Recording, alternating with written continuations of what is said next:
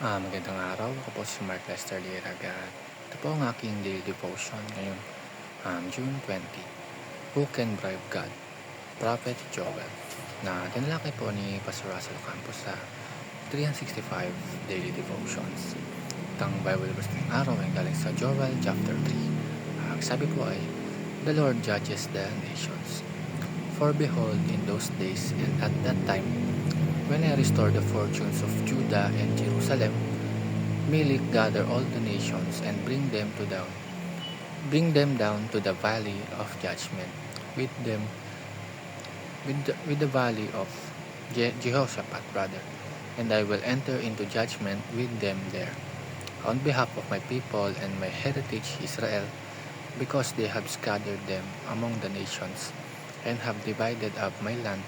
Sand have caused lots of for my people, and have traded a boy for a prostitute, and have sold the girl for wine, and have drunk it.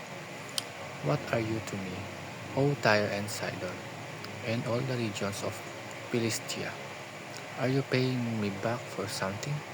If you are paying me back, I will return your payment on your own head swiftly and speedily.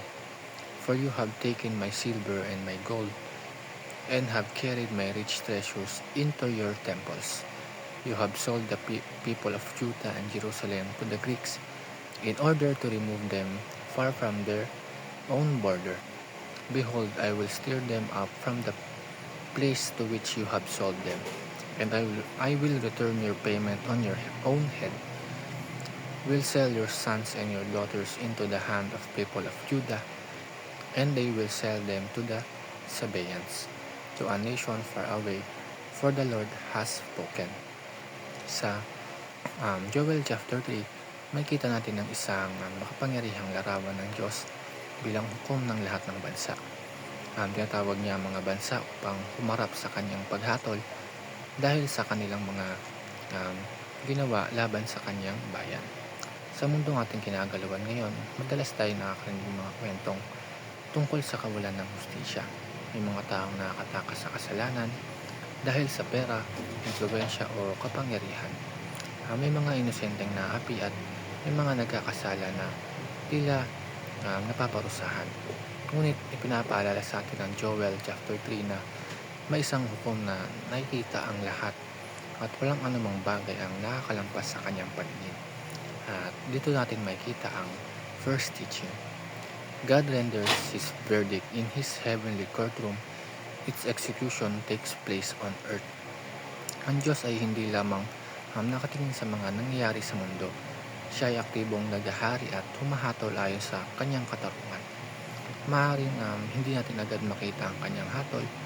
Minsan iniisip natin kung bakit tila pinapayagan ng Diyos ang kasamaan. Ngunit ang katotohanan ay may tamang panahon ng Diyos para sa lahat. At ang second, God is righteous and just. No one can bribe Him. Sa mundong ito, may mga pagkakataong ang pera o kapangyarihan ay nagamit upang takasan ng responsibilidad. Ngunit hindi ito posible sa harapan ng Diyos. Ang Diyos ay ganap na matuwid. Hindi siya naapektuhan ng impluwensya, katayuan o kayamanan. Hindi siya maaaring dayain, hindi siya maaaring suhulan, at higit sa lahat, hindi siya maaaring lokohin. At ang last teaching, God avenges the blood of the innocent. Isa sa mga mensahe ng Joel chapter 3 ay ang pangako ng Diyos na ipagtatanggol niya ang mga inosente at aayusin niya ang mga maling nagawa laban sa kanila. Hindi ibig sabihin nito na tayo mismo ang gaganti. Sa katunayan, paulit-ulit na itinuturo ng Biblia na ang paghihiganti ay sa Panginoon. Kapag tayo ay nasaktan, naapi o nagawa ng mali, madalas gusto nating gumanti agad. Ngunit tinatawag tayo ng Diyos na magtiwala sa kanyang katarungan. Yun lamang po.